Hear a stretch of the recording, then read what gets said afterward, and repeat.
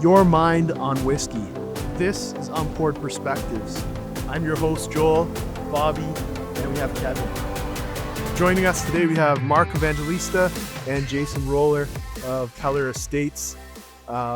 We're on location today at Peller Estates in Grimsby, and we just got to pop this ginger beer cask. You guys want to tell us a little bit about what we're drinking? Yeah. So the inspiration of this bottle came from a whiskey in Australia, Starward. Our former master distiller and blender, Tim Wilson, he found a bottle there, loved it, brought it back, and we tried it here, and we all agreed it's just something that we had to do. So a couple trial runs, and this is what we landed on. Yeah, it's very tasty. Now, you mentioned that Tim is no longer here at the distillery, so how has that changed your role? What do you do now? I've just taken on more of a inventory blending role. I'm the blender and maturation lead here, so I've taken on everything really in the Grimsby area under Jason Roller. And Jason, how about yourself? I'm now head of wines and spirits for Gretzky Estates. So on top of the wine portfolio that I've been managing over the last couple of years, I now also manage the spirit portfolio. I'm feeling that Bobby's going to be bugging you a lot on your phone, so anytime. Yeah. Anytime. Perfect. So talking about Tim, I've actually reached out to him to get a couple fun questions. Tim asked me to ask you to explain the difference between sweet water and fire water. All right. That's for me. That's 100% for me. So spirits and wine and everything in my household is part of life. My background is Hungarian, so we drink a lot of palinka, brandy. And in our house, my son refers to brandy as firewater. Then we switch over and we start into the bourbons or whiskeys, and that is Sweetwater. Wait, that's cool. Yeah, makes a lot of sense. Second question. On the bottle here, we have a lot number of 1803023-TCW. And Tim wanted me to ask you, why does the lot number on the Ginger Cask Rye not contain Wayne's initials? Well, this has to do with Tim's son, who is a ginger, and he was born the year this lick was laid down. So he thought it'd be a cool thing to have his name and birthday on it. That's really cool. It's Yeah. a little Easter egg. Exactly. Yeah. Nice. Yeah. Very good. So you heard it here first at Unpoured Perspectives. First Easter egg hunt. Now, for you guys, what constitutes good whiskey? What are you trying to look for in these roles as a Gretzky Estate guys? Is there a certain profile that you're trying to go for? I don't know if it's necessarily a profile. I think it's more of just something unique, something different that not everybody is doing, right? So, yeah, you want it to be full balanced, flavorful, but yeah, there's just so many options out there, and I think that's what we try to do here. So with the Signature Series pushing boundaries different from the rest of your core line and keeping things interesting, what do you guys plan on doing to continue? And I know if you guys are watching the videos that'll come out with this, that we've tried a couple other things, but maybe you can explain a little bit more. Yeah. So next year we're looking to release 2 more Signature Series. One would be a single grain cask strength barley, unmalted barley, 61% ABV roughly. Hoping to release that one probably in the spring. And then we have will be a 9-year-old rye finished in toasted barrels. And they're both very good. Very good. So I'm not sure if you've watched our podcast before, but we usually do something called Canada Corner. We feature some Canadian distillery. So makes sense that we're going to do Gretzky Estates today. So you guys want to get into this and let us know a little bit about what you're smelling and tasting? Yeah, absolutely. So for me, right off the hop is definitely floral, like bouquet of roses, a little bit of pine, orange zest, and surprisingly, the ginger on the nose is very subtle. It's not, you would think it'd be a little more overpowering on the nose, but that's what I'm getting right away. Now, how does this compare to what you had from Australia? Geez, I got to go back and try and remember what that one tasted like. It smelled like, oh, absolutely, it's better. 100% this is better. Yeah, I think theirs was more ginger forward on the nose and as well as the palate. Was it a rye or a single malt done? It was from Starward. So I think they do predominantly single malts, right? Yeah, I think so. This is super cool. I agree. Lots of floral notes on the nose, but the ginger on the palate. I get a lot of ginger on the palate. Yeah, I think when you take that first sip, you get like heavy, zesty ginger, and then your rye spice notes, finishing with caramel. Right? It is. I think a lot of people would be surprised too that the spice comes forward a lot. Even it's 50%, but the drinks, I think, a smidgen more, where everyone's going to be happy for sure. Yeah, it's just very well balanced. And then that nice ginger balance with the virgin oak barrels, that little bit of sweetness from the barrel. And so, Jason, as a wine guy coming into a whiskey world, does that change your palate and the way you approach something that you're not used to? I mean, I've been making wine for over 25 years. Over the last couple of years, I've been drinking a lot of whiskey with Tim. So I've kind of, my whiskey palate has definitely evolved over the last couple of years. I probably look at it from both a whiskey perspective, but also wine perspective, and kind of, for me, balance is a big, important part of any beverage, just to make sure the sensory profile matches. So if you have high aromatics, does it follow through on the palate as well? So, yeah. Does the palate deliver on what the nose promises? I think on this one it does, yeah. And I think that's where we came up with the blend. The final blend was definitely kind of hit the right mark.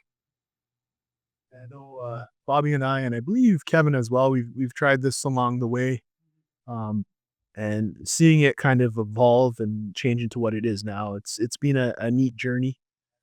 It's definitely a fun drink. It is. I remember over a year ago, I think we did that whiskey night in Dundas, and you brought a little sample, and you're walking around, hey, try this. And everyone's like, when can I get a bottle? What is that? Yeah, it just blew our minds. So It's such a unique bottle, right? There's not a lot of, well, we've only found 2 other distilleries that have produced this. Mm-hmm. It'll be fun too, because it's good for like whiskey drinkers. Those want to mix with this is going to have like Whole, like a the whole bunch of, cocktails you can make with this. yeah, crazy stuff. Oh. I think too, because we're in a cold warehouse. When this warms up, it's definitely going to evolve even more.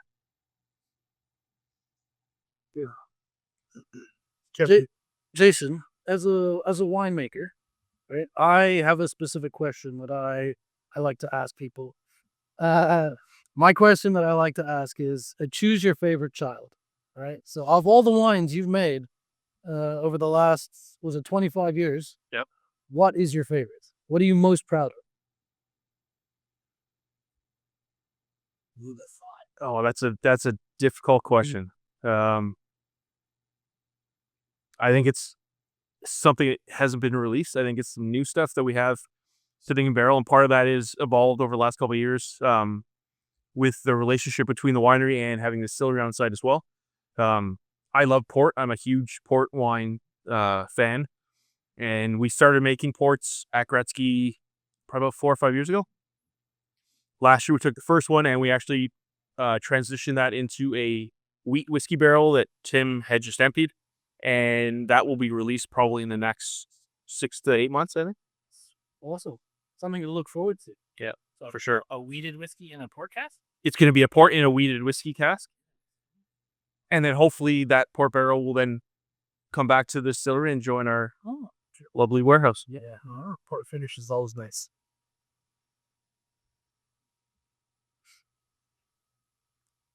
Are you gonna ask Mark that same question there?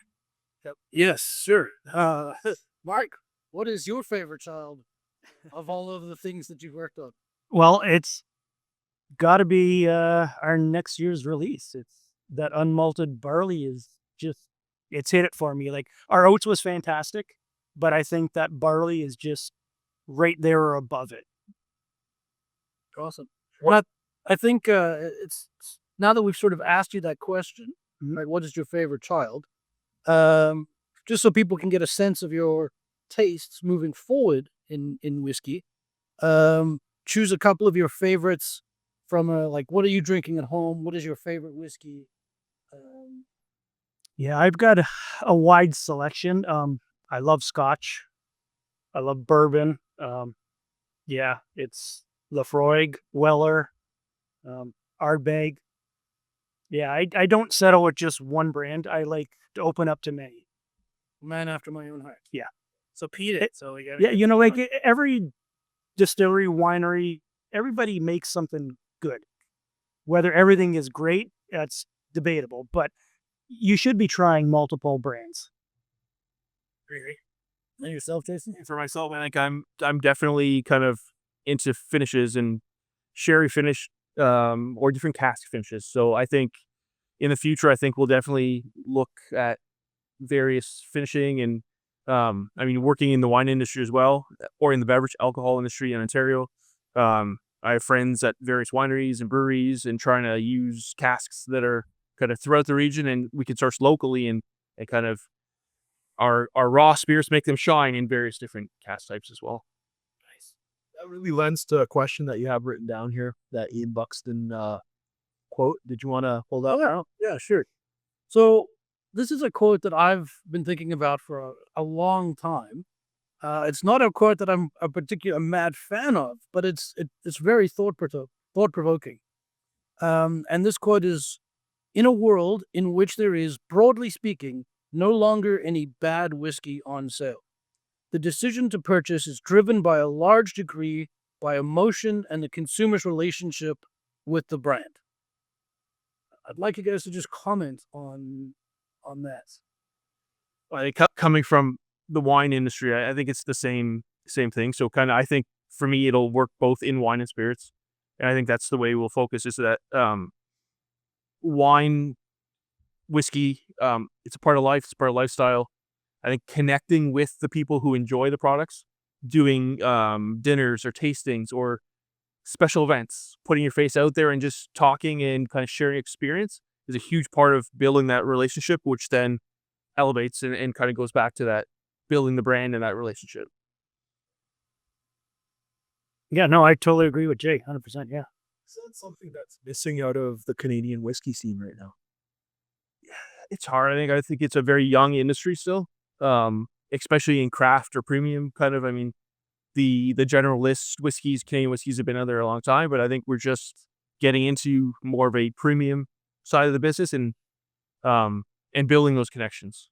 I think what's important, and one of the things that I've thought about is a lot of the distilleries, especially in the craft industry, they're not made for distillery visits for, those really great experiences. But, at Gretzky Estates, you guys have a great property out there. There's lots of stories. There's, lots of tour. And you guys are really set up very nicely to connect with customers, to connect with consumers and people and Canadians, which I think is very important. And so, I think you guys are situated like really nicely with what you've got in order to be able to accomplish that kind of thing.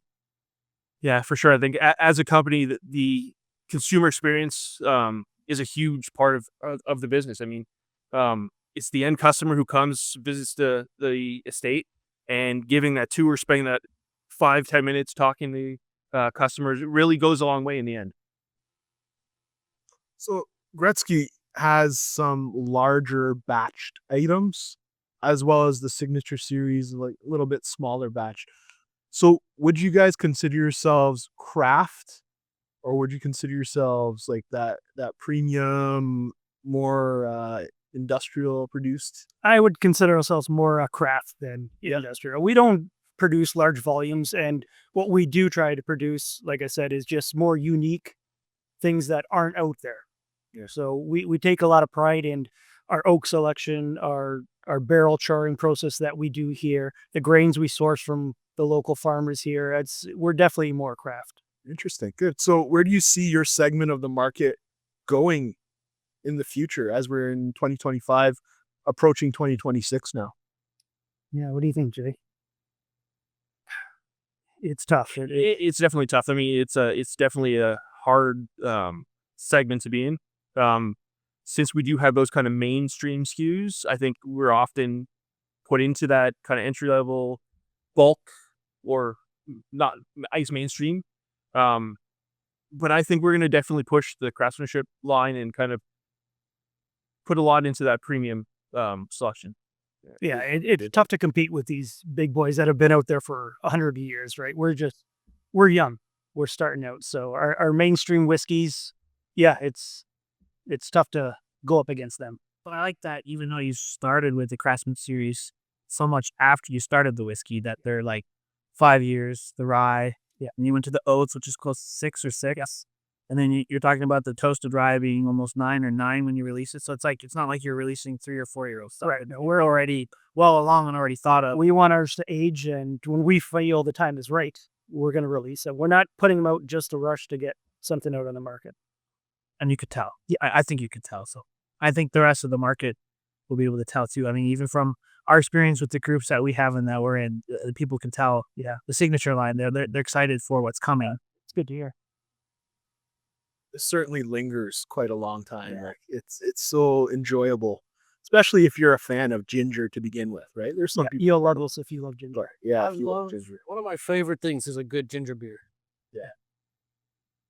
And I remember how much time was spent on just even formulating the ginger beer and what was the right ginger beer to put in the cask in order to get the right finish on the rye in the end. And I mean, yeah, because you guys created it, put it in the barrels to try to get the right profile, correct? We fermented our ginger beer in stainless steel for 2 days, then put it in once-used bourbon barrels.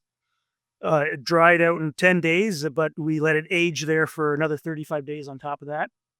Pumped that ginger beer out, and then we put in the rye, and that was there for 12 weeks. Did you get a chance to taste the ginger beer itself? We did, yeah. Yeah, what'd you think? Yeah, it was good. But the ginger was just so powerful. It's just like so hot, right? That the heat from the ginger was. Could you recreate that? Because I would love to make a dark and stormy with something that's like killer hot. Yeah, maybe down the road we'll have another one of these finishes out there, and we can do that. That would be awesome. What do you think? Yeah, Dark and stormy with that? Gretzky Kofu remedy, yeah. Mm-hmm.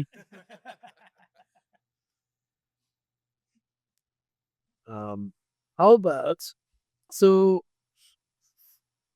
Jason, I'd be interested in, you guys are new, sort of working together as a team, right?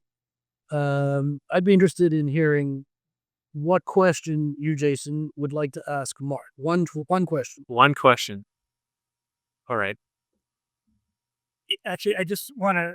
Jason and I actually did work together for quite a few years in the wine side first, so we have a long relationship beyond this. But yeah, On the distillery side, out of all the barrels in this rick house, what is the hidden gem that I need to search for?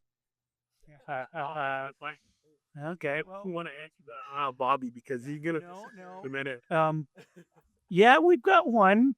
We've got a few, but one that I'm really looking forward to, which still needs a few more years, is probably our chocolate malted rye. Yeah, we've been aging that for, I believe it's about 3 years right now, and just the cocoa coming off that is unreal. So again, like all our products, our signature series rye, we're not going to rush it out. We're going to let that age and go from there. I think that's really one to look forward to in the next 3 to 4 years. Again, more interesting stuff to really look forward to. Right? Yeah. It's just going to be the signature series line. It's just going to be like a continued, there's not really an ending. You're just going to keep trying. We're going to keep shaking things up. Yeah. Awesome. Innovation. Yep. So in reverse now. Yep. Even though you guys have worked together before on the wine side, Mark, what is one question that you would like to ask Jason? Okay, now that Jason's part of the distillery side as well, what would be your favorite release that we have done on the distillery side? Which whiskey?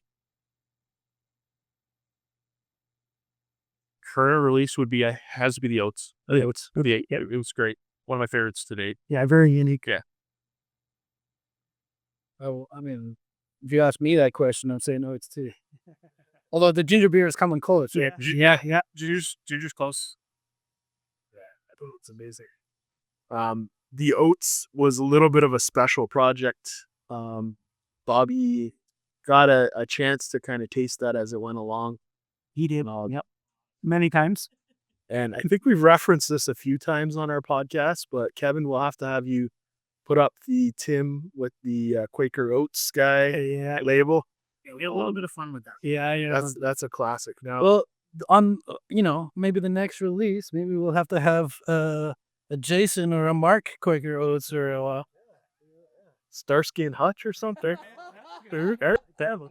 yes, I like it. Step Brothers. Yeah, perfect. So if you guys could send your photos over to Bobby anytime. Yeah, absolutely. Yeah. Hey, maybe there he did something,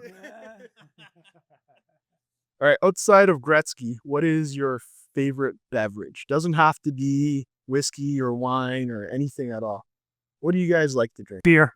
Beer? Yeah. Yeah, I love beer. It depends on my mood, the time of year. If I want to crush a beer, or if I just want to enjoy a good flavorful beer, yeah, it varies. But love beer. How about yourself, Jason? I don't think I have a favorite. I alternate beverages depending on the day, the mood, the people around, and kind of what I'm feeling like. Celebrating, or if we're eating something special, or what may go well, whether it's a beer or a glass of wine or whiskey, I kind of go back and forth. So what are you going to be drinking tonight while you're watching the Jays game? Oh, geez. Yeah, probably some ginger cask for sure. Mixed in with some beers, more than likely. Maybe a cocktail.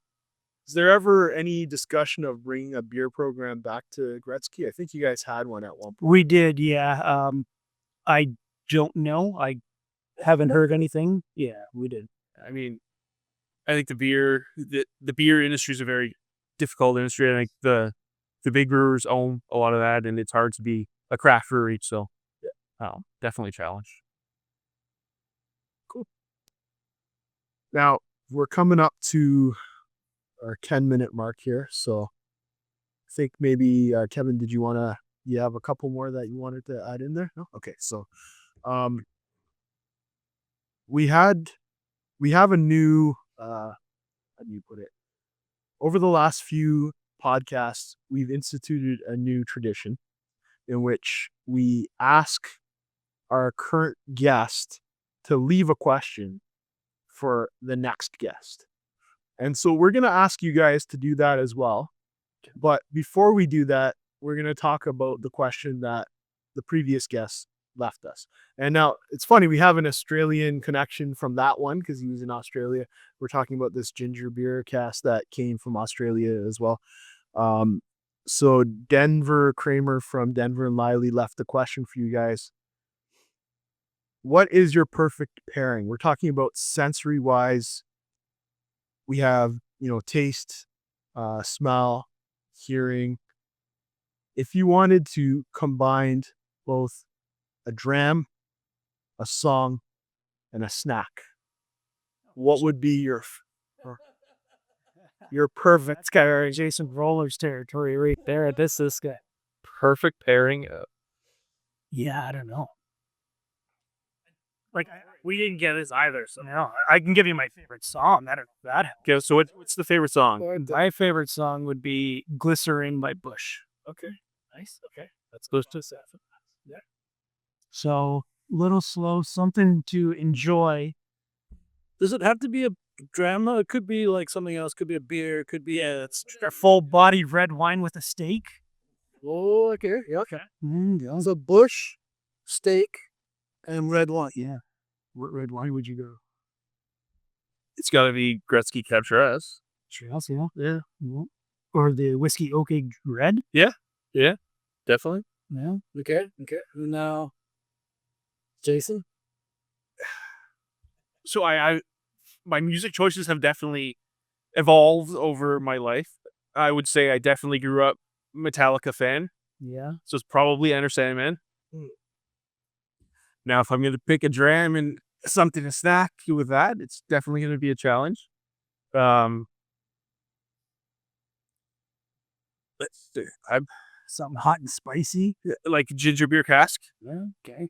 and I'm also a huge wood-fired pizza fan, and I have a wood-fired pizza in my backyard, so it's probably Metallica, Ginger Beer Cask with some form of ginger, maybe a little bit of pork on there or something, and a nice creamy cheese to kind of balance it. Okay, we gotta talk because I got a wood-fired pizza out in my backyard too. Pizza he puts together. Well, so good. Talk about dough recipes and hydration levels, things like that. Right? For sure. I'm down. Yeah. Okay, so that's a really interesting answer because when we asked Denver his question, he went way off the books. Like he did something completely unexpected. One of his drams that he was picking was a Chardonnay, and it was like, whoa, wow. So for you guys to go with something like a meaty red or a full-bodied red wine, yeah, that's a little bit in that same direction too. Yeah. So it's nice to see that things are a little rounded. We're not all just whiskey all the time. It's good to see sort of a difference in palates and different balance there. Now, on that note, is there a question that you can leave with us for our next guest? Okay. How about if you could only drink one whiskey brand for the rest of your life, which would it be and why? So one brand. One brand. Okay. Rest of your life. So that includes all the brands, the whiskeys they make under it, right? Which one brand would you choose? Okay. Now, could I get you to answer that as well? Oh, it would. I don't know if I can do a brand. I can answer. I can do it. I would choose Scotch. I just love malted barley. I really do. What brand? I know if I can. I don't know if I can do a brand. Easy answer. Kevlin. Kevlin, yeah. I'd be Kevlin. 100% in Kevlin. There you go. See, I'd be maybe Solid answer. Lagavulin or Lafroy. Yeah. Throw in an Arsdag. I don't know. You have so many gas finishes. Yeah. Yep. Something peaty and smoky and. So does that mean that any of what you do here is drawn from impressions of Kevlin or some of the PD Isla stuff in any way? Well, I would say like definitely Kevlin because cask finishes are a huge part of whiskey right now. Yeah. And Kevlin specializes in that. And that's something we're already doing and want to continue with. going forward. We are recoup. Sorry. Yeah, we go recoup, I guess. Yeah, yeah. Have a lot of tea, right? Yeah, that's right. Cool. All right, guys. So we're up against the clock now. So where can we find you guys? Gretzky Estates on Instagram, yeah. That's where we'll find all the newest releases. Yep. And, Yep. There is a release that just went out actually about something going next week. You'll see it. Check out Gretzky Estates. awesome. I think it's also really important to mention that some of these, maybe all of these signature cask series, don't go to the LCBO. No, they don't. No. So you have to get them in Ontario from the e-com on the Gretzky Estates website. Yeah. Or Live from definitely, Gretzky yeah, Estates. come to the state, join us at the estate. That's right. Come for a tour. Yeah. Go visit. Exactly. It's a fun tour. For sure. Anytime. All right. Thank you guys for your time. Thank you for the awesome tour we've had today. Once again, and the drams, of course, the drams. Yeah, anytime, guys. Appreciate you coming down. Cheers. Once again, I'm Joel. This is Bobby and Kevin. Joining Jason and Mark. This is your Mind on Whiskey, Unpoured Perspectives.